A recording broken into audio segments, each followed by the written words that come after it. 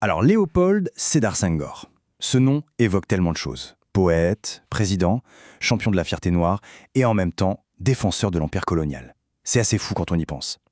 Aujourd'hui, on va essayer de plonger dans la vie de cette figure, qui est sans doute l'une des plus monumentales et surtout des plus paradoxales du XXe siècle. La question est là, posée, et elle est immense. Comment un seul homme peut-il incarner ces deux extrêmes? D'un côté, le poète de la fierté noire, et de l'autre, l'architecte d'un système que ses critiques n'hésitent pas à qualifier de néocolonial. C'est vraiment l'énigme au cœur du personnage, et c'est ce qu'on va tenter de décrypter. Bon, pour commencer, il faut poser une chose très claire. Pour comprendre Senghor, mais alors vraiment le comprendre, il faut d'abord accepter une chose. C'était un homme pétri, défini par ses contradictions. Regardez ça. D'un côté, on a le champion de la négritude, une voix majeure qui célèbre avec une ferveur incroyable la culture, l'identité noire. Et puis, de l'autre côté, on a l'homme politique, celui qui a constamment, mais vraiment constamment choisi l'union avec la France au détriment de l'indépendance pour l'Afrique. Toute la complexité, toute la tension de son héritage, elle est là, noir sur blanc. Alors, la question c'est, mais d'où ça vient un tel paradoxe? Comment est-ce possible? Eh bien, la clé, elle se trouve sans doute dans son parcours, dans son histoire. Il faut comprendre qu'il a été, de A à Z, forgé au sein même de l'Empire français. Et ce parcours, il est fascinant. Le système colonial français a très vite repéré son potentiel, très très tôt. Et il l'a méticuleusement façonné. Imaginez, il naît en 1906, non pas citoyen, mais sujet français. Son éducation est confiée à des missionnaires. Puis, bourse coloniale pour Paris, il intègre ce qu'on appelait l'élite noire. C'était vraiment un parcours d'élite, mais une élite pensée par et pour la France, pour servir au final les intérêts de l'Empire. Et il n'y avait aucune ambiguïté là-dessus, L'objectif était clair, explicite. Un de ses éducateurs, le père Lalouse, l'a dit texto. Le but, c'était de transformer les jeunes Africains en Français de peau noire. C'est puissant comme phrase.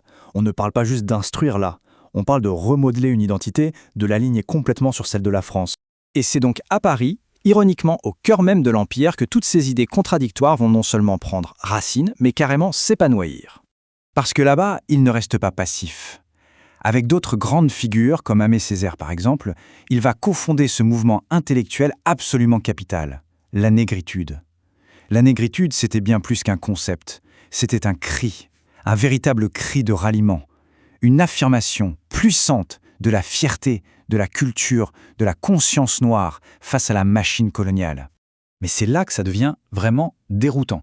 Le même homme, le champion de la négritude, eh bien ce même homme citait et même louait ouvertement des théoriciens racistes, des idéologues de la suprématie occidentale, comme Arthur de Gobineau. On se pince pour y croire. Comment est-ce qu'on peut concilier les deux? C'est la grande question. Senghor en était parfaitement conscient de ce conflit. Il l'a écrit lui-même. Ma vie intérieure a été trop tôt écartelée entre l'appel des ancêtres et l'appel de l'Europe. Il était tiraillé. Et pour essayer de résoudre ce tiraillement, il a développé une solution, un concept, le métissage. Alors, le métissage culturel. L'idée, sur le papier, c'est un mélange des cultures. Mais c'est là que le bât blesse. Parce que dans sa théorie, il attribuait des rôles très, très hiérarchisés. D'un côté l'Europe, associée à la raison, au masculin, de l'autre l'Afrique, associée à l'émotion, au féminin. Et le rôle de l'Europe, selon lui, était de féconder l'Afrique. On voit tout de suite le problème, non? Pour beaucoup de ses critiques, cette vision, loin de déconstruire, ne faisait que renforcer les pires stéréotypes coloniaux.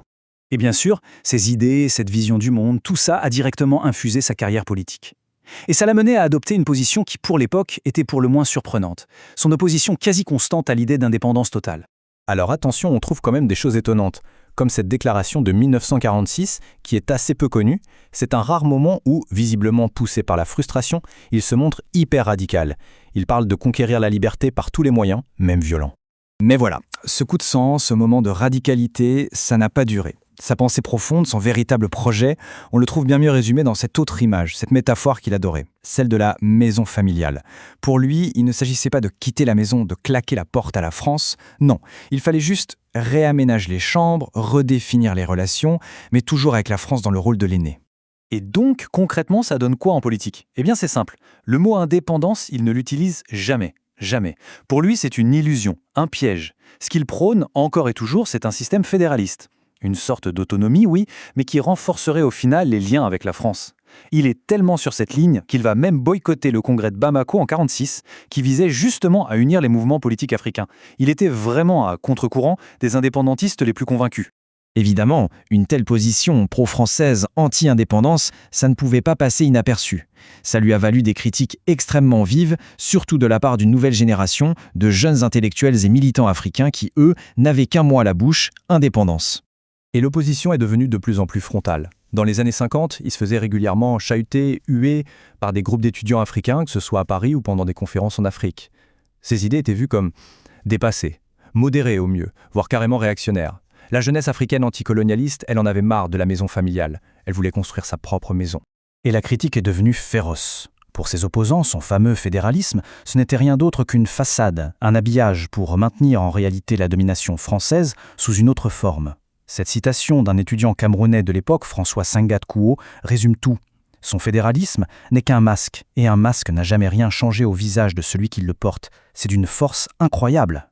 Et voilà l'accusation finale. L'idée que toute sa vision, au fond, n'était qu'une forme de domination, plus insidieuse, plus subtile. Et un mot a été mis sur cette idéologie, un mot qui va lui coller à la peau, le néocolonialisme. Alors au final, que retenir de Senghor? Comment juger son héritage? Faut-il y voir le geste d'un visionnaire, un pragmatique qui a tenté de construire un pont entre deux mondes qu'il aimait? Ou bien n'était-il que le pur produit, peut-être la plus brillante réussite, d'un système colonial dont, au fond, il n'a jamais vraiment pu ou voulu s'échapper? La question est complexe et il mérite vraiment d'être posée. Aujourd'hui encore, le débat reste entièrement ouvert.